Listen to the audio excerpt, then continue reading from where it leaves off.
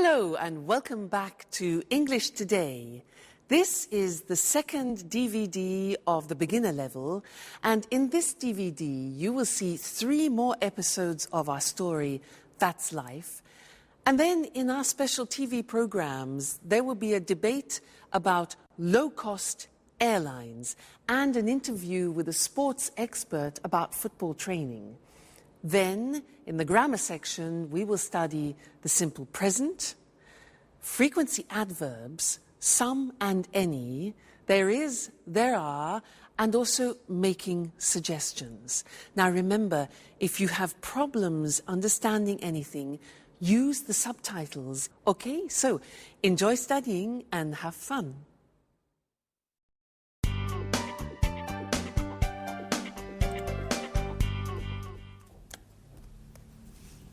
Hello, Anne. Oh, it's you, Peter. Look, this is it. Look at what? My office. Here, near my bed. Oh, I see. By the way, where are the office supplies? The computer supplies are in that cupboard over there. The folders, pencils, pens, etc. are here in this cupboard. And I also have 2 chairs. Oh, good. Are these for everyone? No, they are not. Don't touch anything, please. Okay, so you say you have all of the office supplies. No, not really. There isn't a fax machine. There aren't all the programs I need on my computer. And I guess you have an answering machine. Is it useful? I don't need an answering machine. I answer the telephone myself. Okay, you're right. This office is nice. And if you need a fax machine, I have one in my apartment. Oh, thank you. Wait a minute. Something is missing. Where's the coffee machine? All offices have a coffee machine. I'm afraid there isn't one here. There's a staff kitchen on the other side of the house. In the kitchen. We can have some coffee there. Good idea.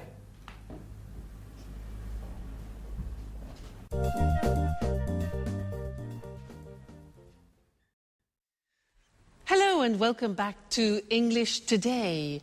How are you? Now, in that last episode of That's Life, did you notice that Anne described her office? And the most important thing for Peter was what?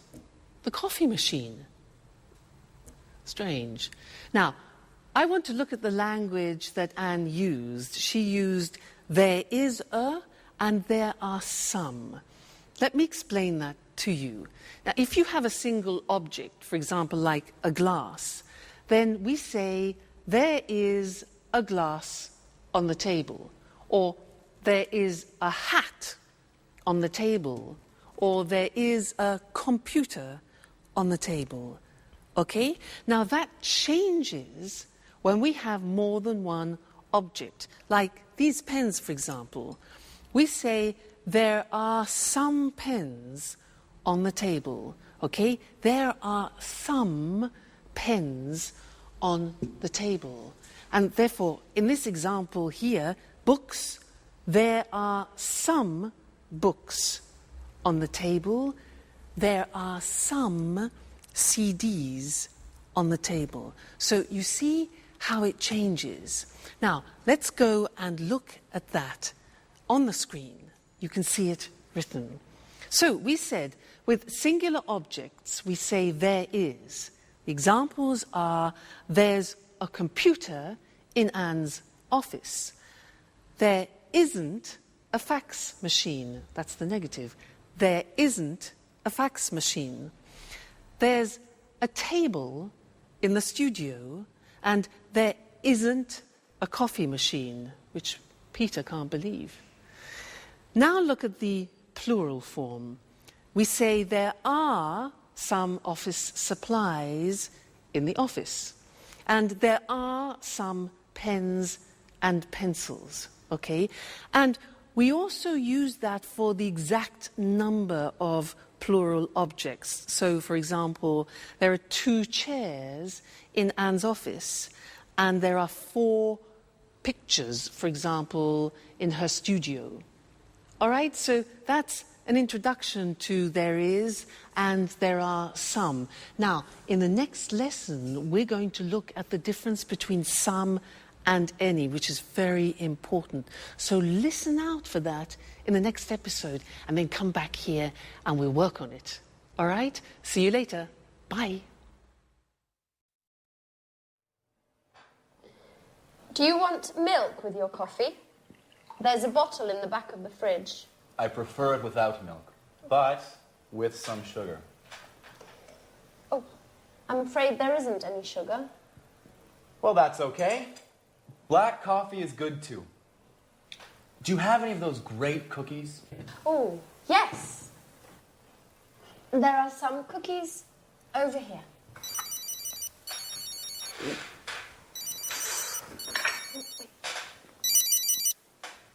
Peter speaking.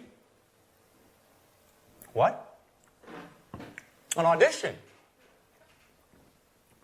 No, not at all. I'm free. Great. Bye. Well, finally, an audition. Wonderful. When? Next Monday at the Opera Theater. These cookies are fantastic. Are there any more? There are some more in the box. Thank you. Bye, Anne. Time for music. Hey! Take your dirty napkin away from my kitchen.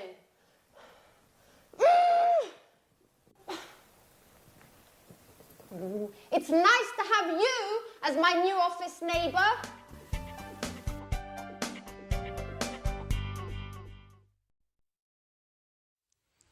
Hi again. Anne's a bit difficult, isn't she? Yeah. Now, this is a lesson about some and any.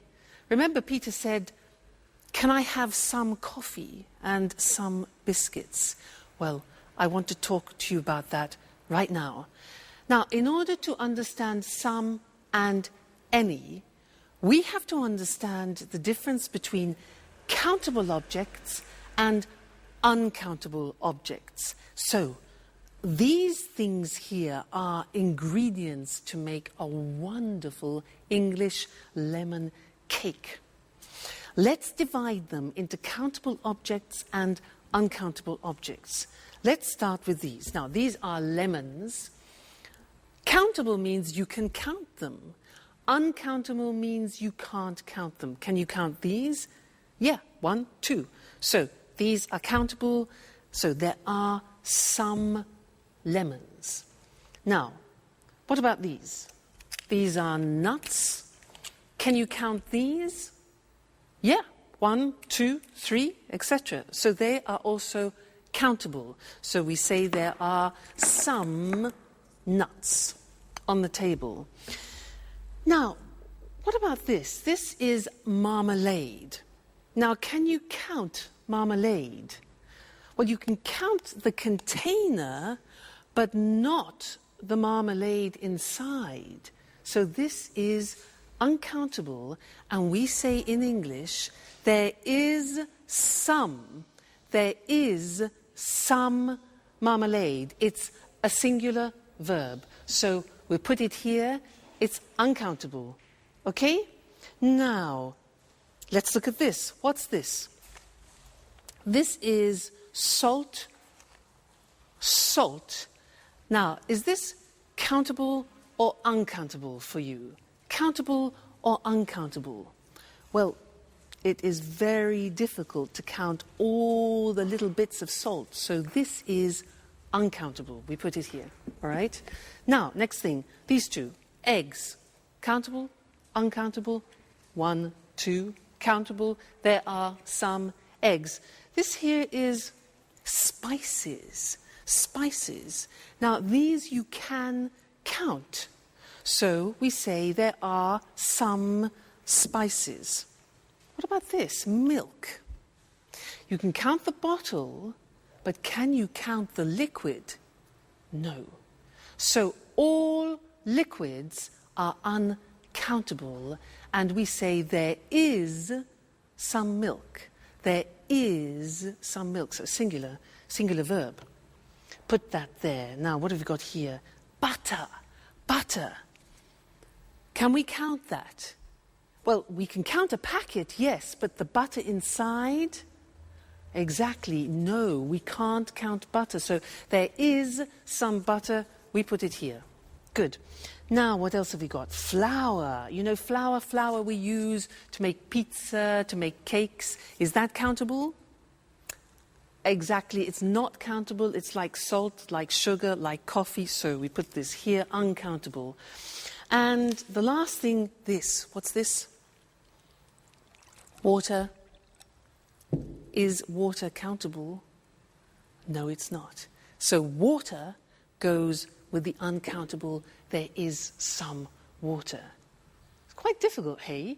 Let's look at the screen to see that written, all right? And we will do a general summary. So we said countable objects in the plural. In the positive form, we say there are some lemons on the table. There are some CDs on the table. There are some eggs on the table. So that's countable. Now the negative is there aren't any.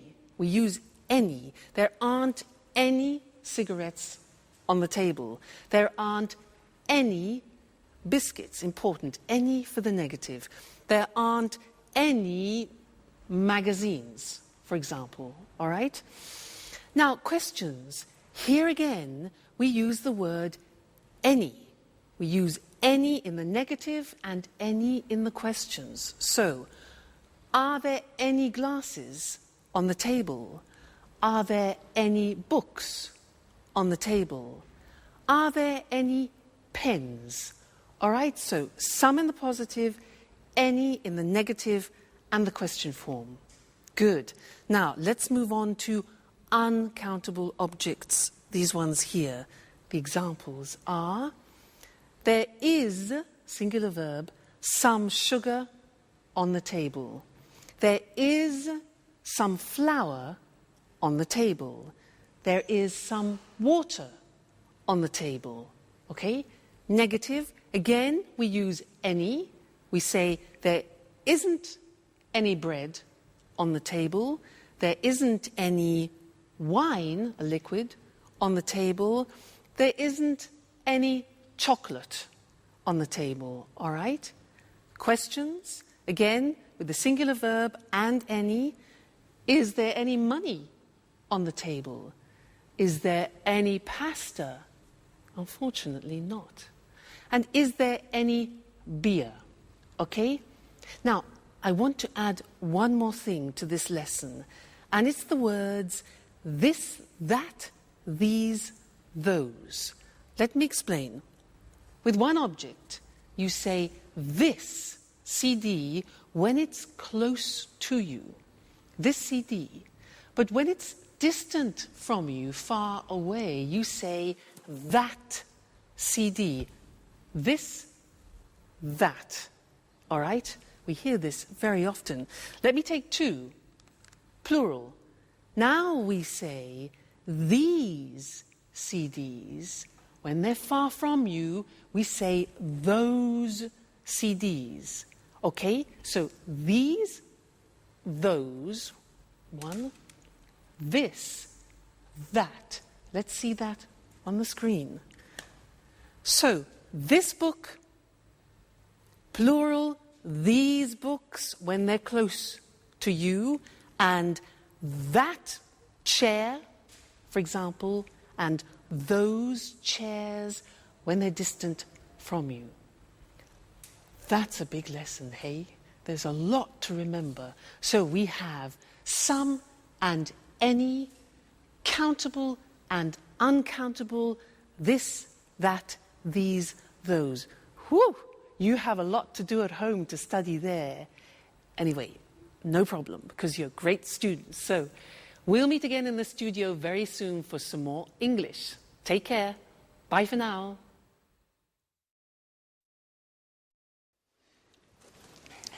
Yes, I always go shopping on Saturdays. The first thing I do on Saturday is drive to the supermarket. I sometimes go shopping on Saturdays, but usually I sleep late. I'm always so tired on Saturdays. I'm never tired on the weekend. The weekend is a time for fun. I paint, go jogging, go out with some friends. Unfortunately, I sometimes have to study. Oh, I sometimes do a little work at the weekend. When I'm free, I like going swimming, going to exhibitions, or to concerts, if I have enough money. Oh, and every Sunday, I clean up the entire flat. And in the evening, I watch TV. Oh, I never watch TV. It's boring. Peter and I like going to the cinema at the weekend. Yes, it's important not to watch too much TV. An hour a day or so, that's enough. Come on, guys. You talk like my grandfather. Work, TV, housework on the weekends. Life is more. I want you to take me to places where young people have fun. Great. Get ready, Grandpa.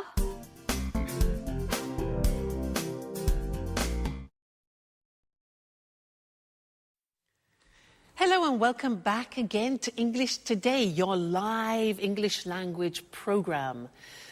Now, did you notice how Anne said that she loves going to concerts and exhibitions, but she doesn't have enough money? Now, this word enough, it's written E-N-O-U-G-H. The pronunciation is enough. What does it mean? Let me show you. I have a ticket here for a concert, okay? This is 45 euro. 45 euro. Now, I have 40 euro here. 40 euro, 45 euro for the ticket. It isn't enough. It means it's less. It's not sufficient. It isn't enough. No ticket, no concert. So, happens. Like Anne, poor Anne, not enough money. Now, another example. You ask me, can I have a glass of water? And I say, sure. So, here you are. You say, what? Excuse me? It's not enough. Not enough, it's not sufficient. Oh, I say, okay, fine. So, glass of water, here we go. And you say, oh, it's too much. Too much. Now, that is the opposite. When something is in excess, it's too much. Let's go back to the ticket. For example, imagine that the theatre ticket has a discount. Now it only costs 30 euro. 30 euro. I've got 40 euro, which is too much. In excess, too much. But that's great. That's not a problem. That's great. I can go to the concert. Okay? So, that's enough, too much. Now, one more word. It's a small word, and it's so. When do we use so? If I say to you, you are so intelligent, that describes an emphasis. You are so intelligent. You could also say, the glass is so full. Okay? So is to express an emphasis of something. So, we've studied enough, too much, and so. Let's look at those on the screen now to help you, okay? Enough, pronunciation, enough, when something isn't sufficient. There isn't enough water in the glass. There isn't enough money. Then we can also use it with an adjective. The glass isn't full enough. After an adjective, it isn't full enough. let's move on to 2 when we talk about something in excess. So, there's too much water in the glass. There's too much money. Great. There are too many coins. Now, many is because we use it with countable things. There are too many coins. We can use it with an adjective. For example, the ticket is too expensive. The glass is too full. All right? Then the last thing was so. When you want to emphasize something, the ticket is so expensive. The glass is so full. Or you are so intelligent. Fantastic. So that's the end of this lesson. Remember, enough, too much or too many, and so. That's it for now, and I'm going to see you again extremely soon. Take care. Bye.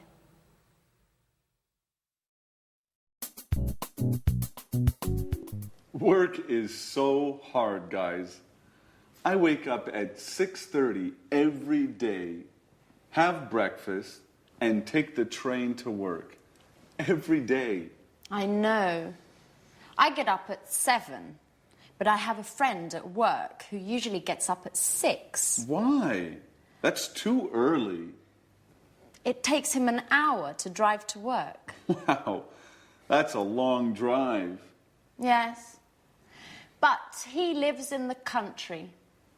I think he's lucky. Every weekend he can go for walks in the woods, not in traffic jams. I guess that's pretty nice. He lives in the countryside, but works in the city. A pretty nice combination.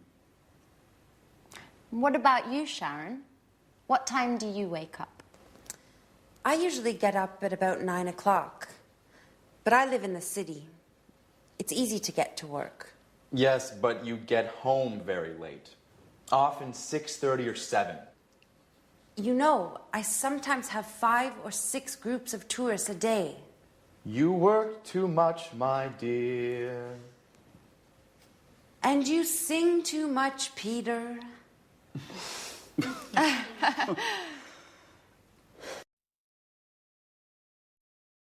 Hello again, and how are you?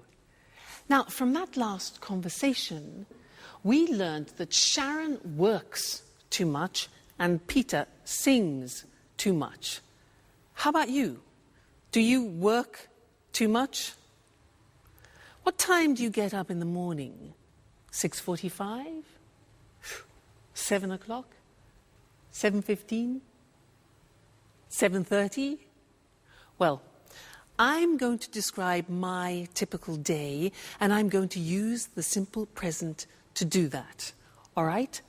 Well, first, I wake up at 6:45, but I don't get up. I listen to the radio and I listen to the news. Then after I slowly get up, that's difficult, and I take a shower. I take a shower. I get dressed, and then I go for a walk with Suki. Then we have breakfast together. She has dog biscuits, and I have toast, marmalade, and butter. Then I go to work on my scooter. Now, my boyfriend has a different day because he goes to work at 8 o'clock at night. Remember, he's a jazz musician. Now, did you notice I said he goes to work? That's because with the third person we add an S, goes. He goes to work at 8 o'clock and he comes home at 3 o'clock in the morning because he plays jazz concerts. Then he goes to bed and he gets up at lunchtime at 1 o'clock.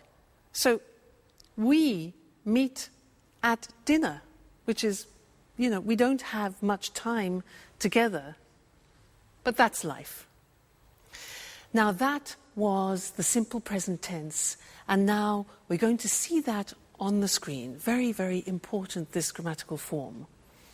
So, I work, you work, he, she, it works, she works, it works, we work, you work, they work. Now, very often you forget to put the S on the third person, so I have another teaching assistant who will help you to remember.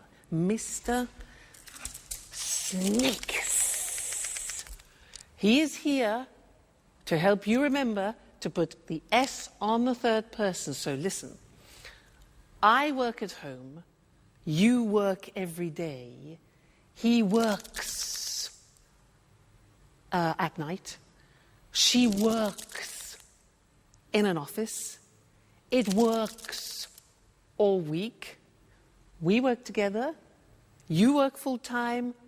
They work at weekends. So remember, it's not difficult, the simple present in English.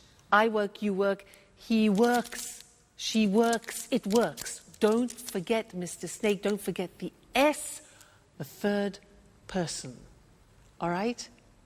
Good. Now, listen to the next episode and try and pick out words like often, sometimes, occasionally, because we're going to study those next. All right? Go and have some fun. Bye. Alice, I bet you don't wake up at 6 o'clock every day. Tell us something about your typical day at university. Well, I sometimes have classes in the morning, but I usually have classes in the afternoon. On Mondays, I always attend lectures in the morning. And where do you study? I usually study in the library, but I sometimes study at home too, when I don't have classes in the morning. My friend David also studies at your university. Do you remember him? David Leary? Yes, I occasionally see him in the library, and sometimes in the park. In the park? Doing what? He likes studying there. He takes his books, finds a nice park bench, and reads there. Not a bad idea. You can study and enjoy nature at the same time. Yes, I like the park too. Unfortunately, I often need books that are in the library. And what about lunch? Do you usually make sandwiches and take them with you? Oh no, I hate cooking. I usually have lunch in the cafeteria with friends. Oh, I do just the opposite. I usually cook lunch at home. I seldom have a quick lunch at coffee shops. Okay, guys. Stop with this boring talk. What about fun? Do any of you do anything besides working and studying? It's Friday, remember? You're right, Jack. I'm so happy it's Friday. Me too. It's weekend time. Time for shopping.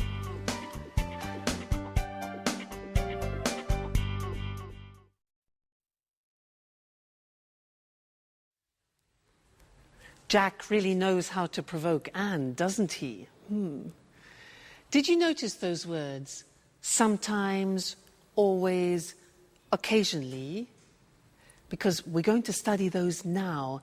And in English, they're called the frequency adverbs. And we usually use them with the simple present tense. And they describe how many times you do actions, frequency adverbs.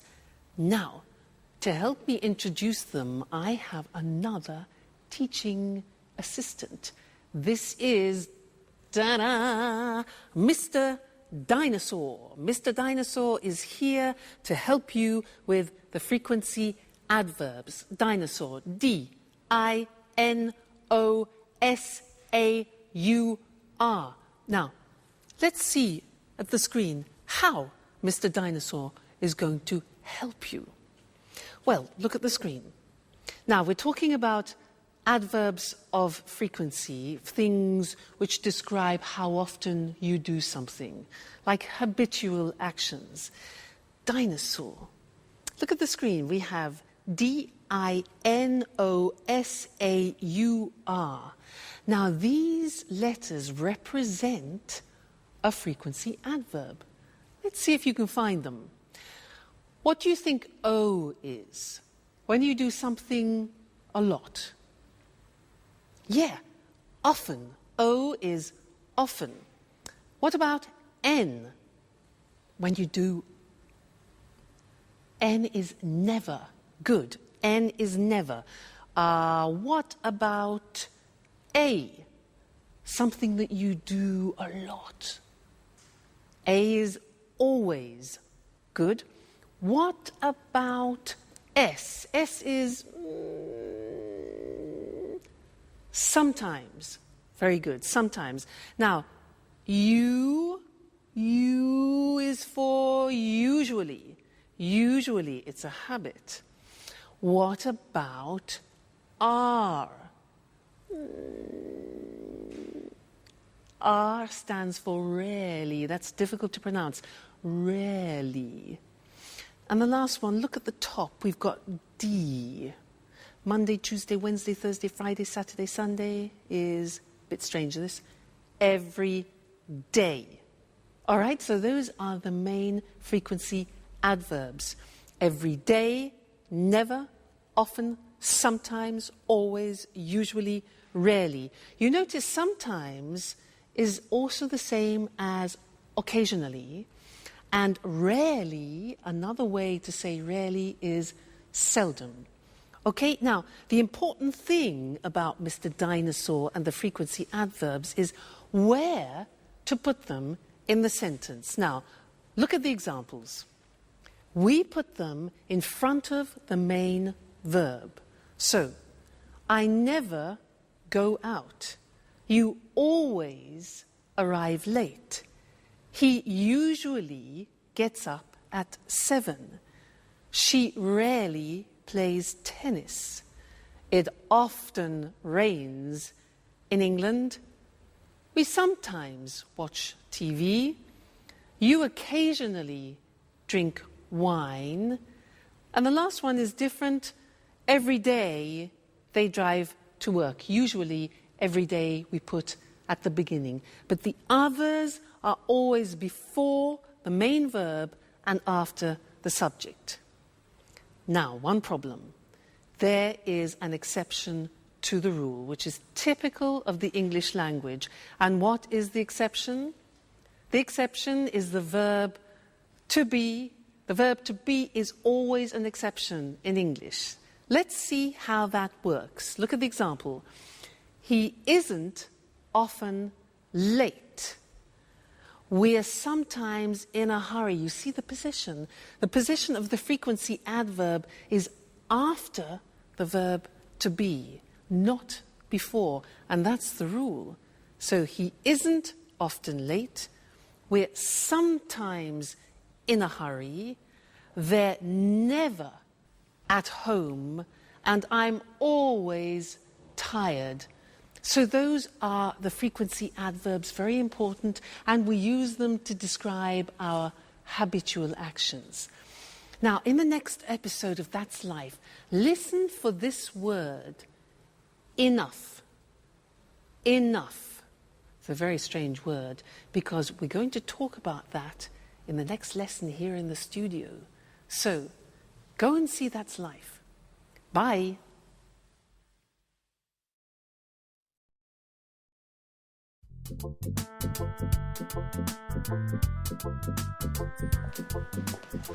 May I ask you a question, Alice? Sure, ask any question you like. I'm an open book. Do you have a boyfriend? Well, I go out with some boys, but that's nothing serious. According to my birth chart, I need some Taurians. But that's not easy now that Saturn is in Leo. I see.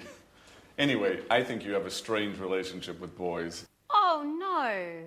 I like boys very much. They're great at carrying packages. You're exceptional. Thanks, Jack.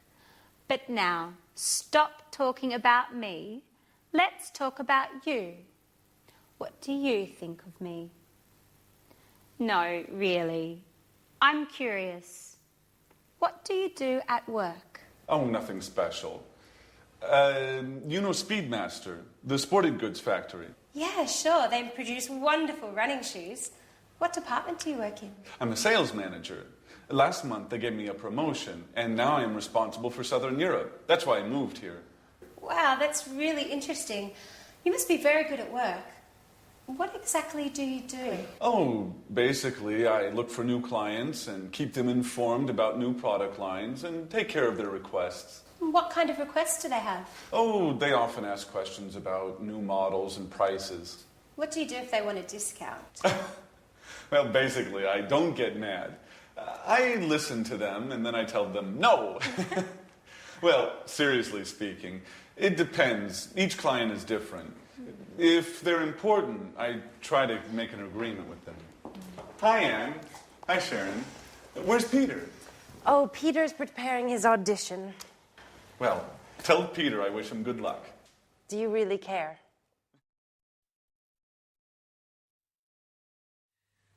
Hello and welcome back to English Today for some more live English. Now, Jack, does he really care for Sharon? I think he does.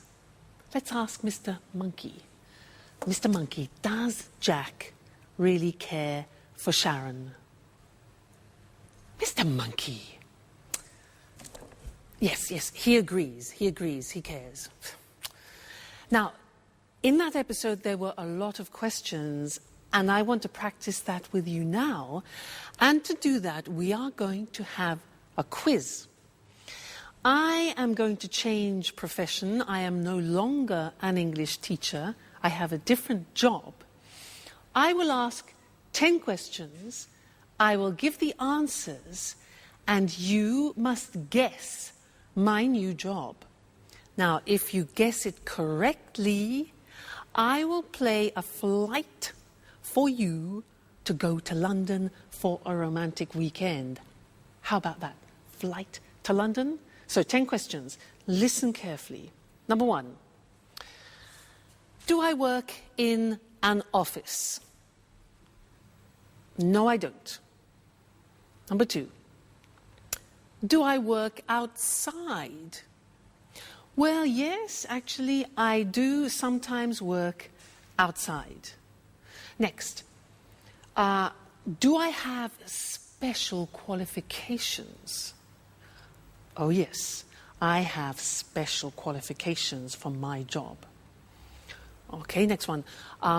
Do I work at weekends? Yes, I do, actually. Most weekends I work. So, I don't work in an office. I work outside sometimes. I have special qualifications, and I work at weekends. Okay, next one. Do you travel a lot? Oh, yes, I travel everywhere. I travel to America, to the Far East, around Europe, a lot. Do you earn a lot of money? Oh, yes, I earn a lot of money. Next question. Do you use your hands when you work? Yes, I do. I use my hands, and I also use my feet. Very important. Next one. Do you work with other people? Yes, that's very important. I work with other people. All right, next one. Do you use music in your job? Music? Yes, now music is very important for me, music. And the last question, do you wear special clothes? Well, yes. For my job, I have special clothes, I have special shoes, particular shoes, and I do my hair in a special way. So, I use my hands and my feet. I work with other people, I use music. I earn a lot of money. I wear special clothes. And I travel a lot. So what's my job? No. Nope. Nope. It's difficult. Shall I tell you? I'm a prima ballerina. I won, you lost. No London, no flight to London. Next time, there'll be another quiz. All right, good. So let's look at the grammar that we've just used for asking questions. Okay? Now, we have the question form with the question word like when, the auxiliary, do, I, the subject, and then arrive, which is the verb. So, when do I arrive? Okay, that's a typical question in the simple present. Look at the next one. What do you do at work? What do you do?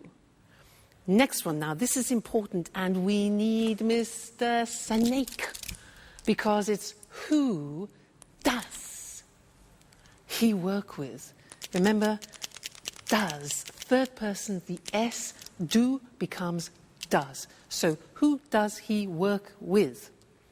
Next one, why does she study? Third person. How much does it cost? Again, third person, it. When do we leave? Where do we live? And how do they speak English? Okay, so remember, third person does is the auxiliary plus the infinitive. All right, so those are the English question forms.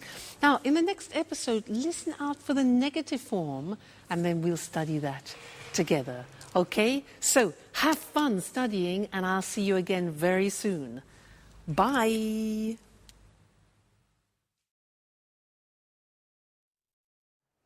Oh, girls, we're talking about jobs. Tell me about your job, Sharon. What do you do at the moment?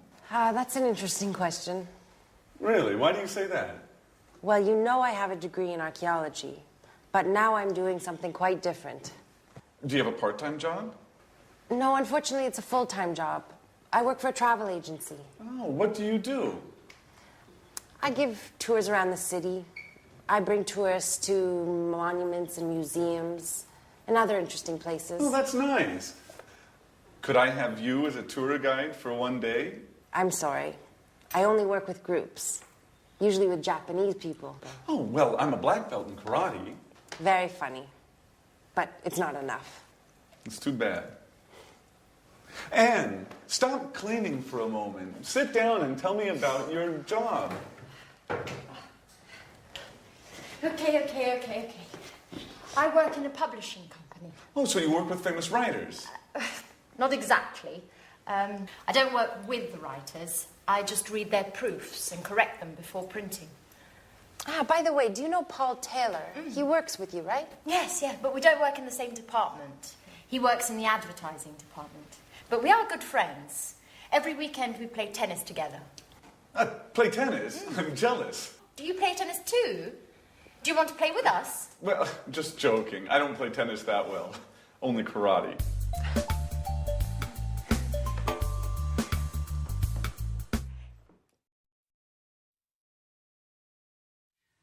Jack, I don't play tennis very well. I only do karate. He doesn't play tennis very well. It's easy. Men. Now, anyway, it was a good example of the negative of the simple present tense. I don't play tennis very well. Now, I'm going to tell you my typical day again, but in the negative, and listen to the grammatical form, okay? I don't wake up at 6:45. I don't get up after. I don't listen to the radio. Now, don't is do not abbreviated, okay? I don't take a shower. I don't have breakfast with Suki. And I don't have Coke biscuits. Now think of my boyfriend. Let's go into the third person. My boyfriend doesn't go to work at 8 o'clock at night. He doesn't play the saxophone. He plays the double bass. Now, doesn't is does not contracted. Doesn't, okay? Plus the infinitive. So he doesn't play, let's say, at 1 o'clock in the morning. He doesn't come home at 7 o'clock in the evening. So you see, these are examples of the negative form. And now we need to go and look at the screen because we need to see how that works in comparison to the positive form. All right? Great. Now, look at the examples. I don't teach on Sundays. Do not becomes don't. I don't teach on Sundays. You don't know my parents. Jack doesn't, does not. Jack doesn't play tennis well. Alice doesn't have a boyfriend. The house doesn't belong to Anne. Third person, doesn't. We don't work part-time. You don't know Anne's aunt. And Alice and Sharon don't live together. All right, so now we have studied the positive form, the question form, and the negative form of the present tense. So a whole world opens up for you. Okay, well, you just keep studying and we'll meet again here for another live show very soon. All right, take care. Bye.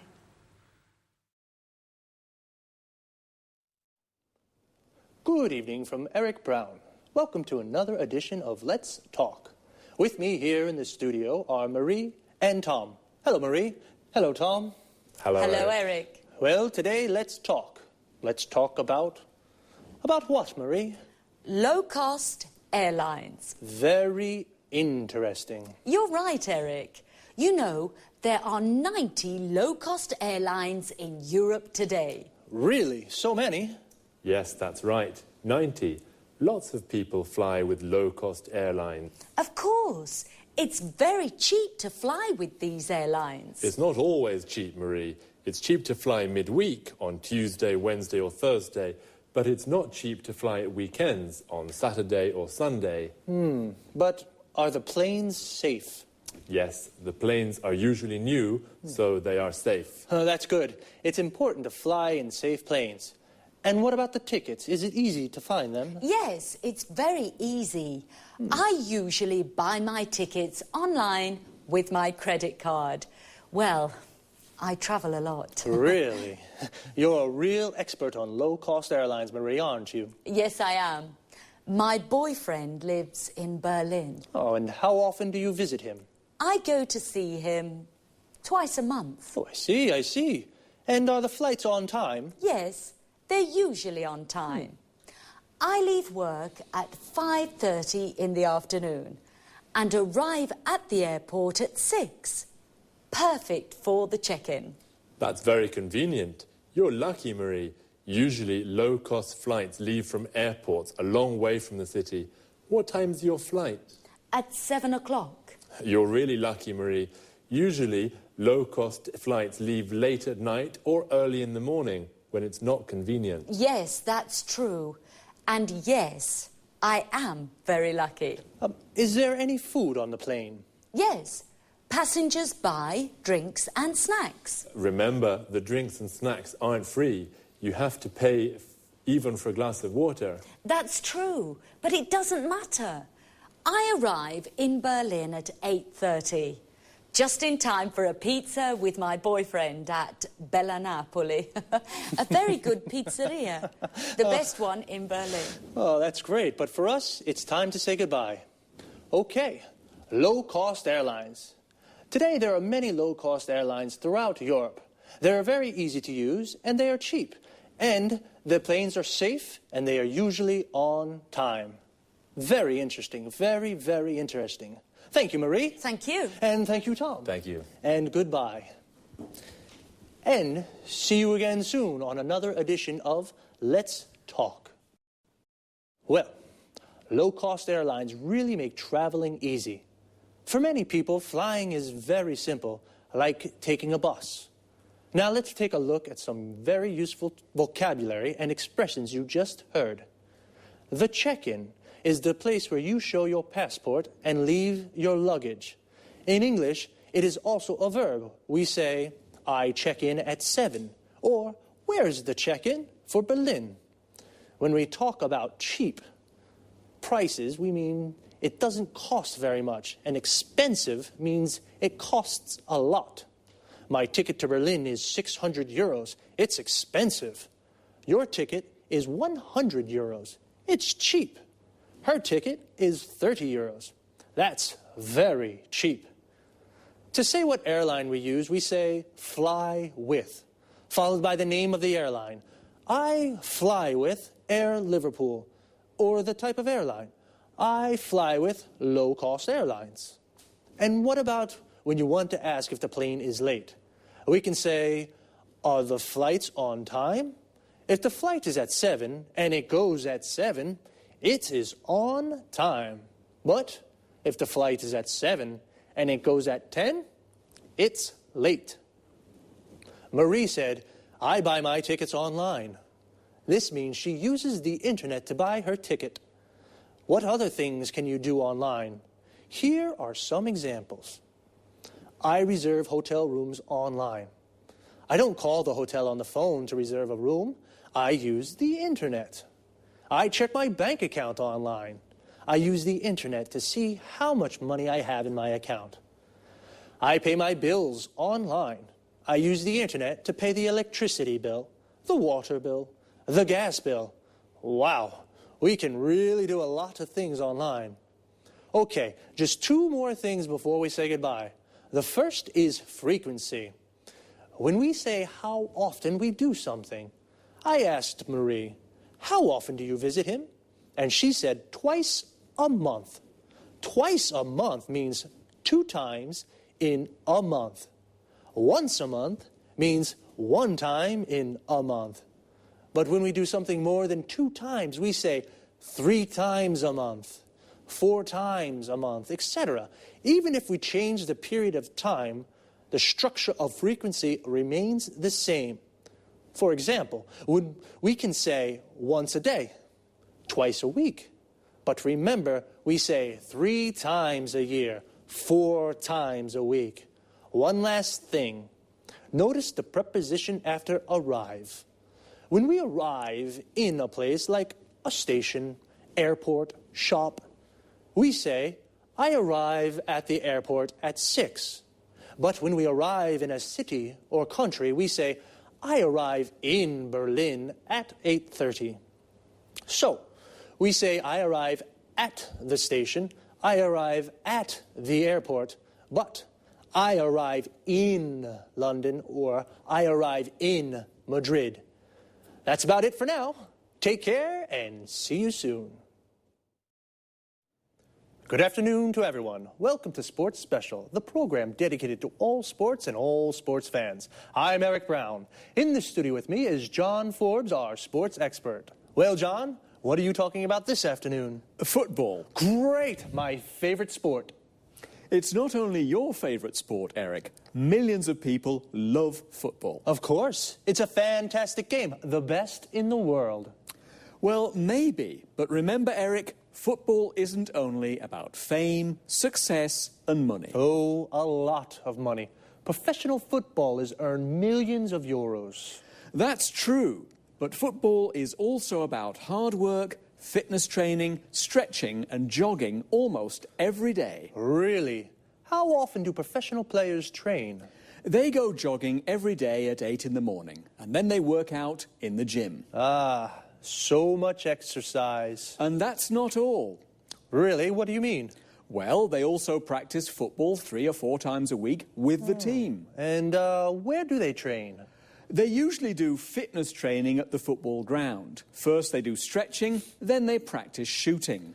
Is the coach with them during the training? Yes, of course. The coach is very important for the team. He shows the players good techniques for passing, dribbling and heading.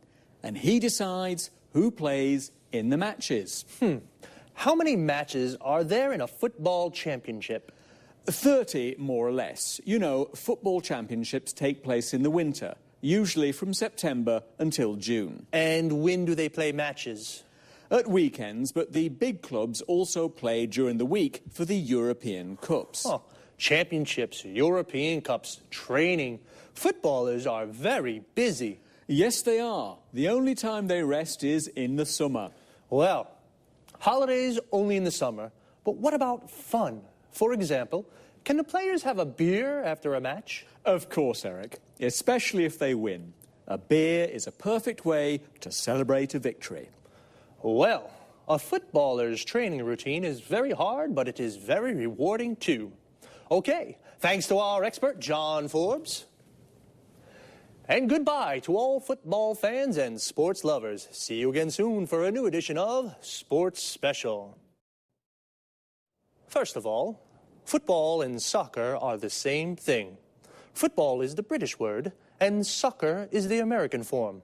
But they are exactly the same thing. So, let's take a look at some of the vocabulary we use to talk about football. Do you like football? If you do, then you are a football fan. Like me. Do you support a team? I support Inter. We say that we support a team when we are a fan of that team.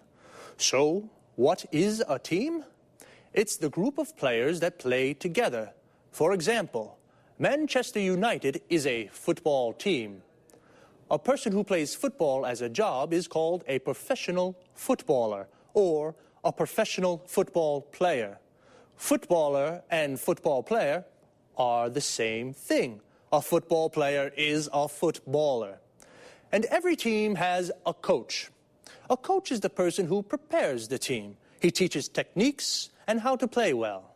So, 11 football players make a team, and when two teams play against each other, they play a match. But as John told us, footballers don't only play matches, they do a lot of training. Training is all the exercises they do to prepare for matches. We can say, footballers do training, or footballers train. Training is the noun, and train is the verb. And what do they do when they train? John said a few. They work out in the gym. They do stretching. They go jogging. And they practice football skills.